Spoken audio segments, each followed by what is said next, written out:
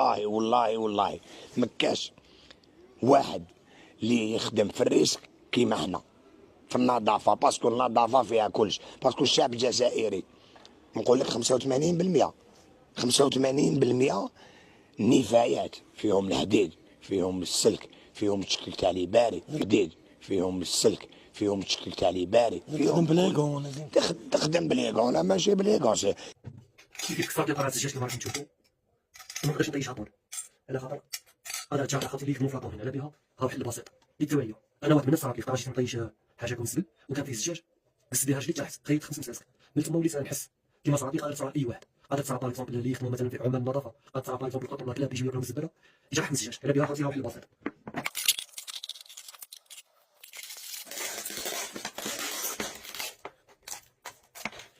هكا خاوتي ما يصعب، هكا تكون امنه لعمال النظافه ولا للحيوانات.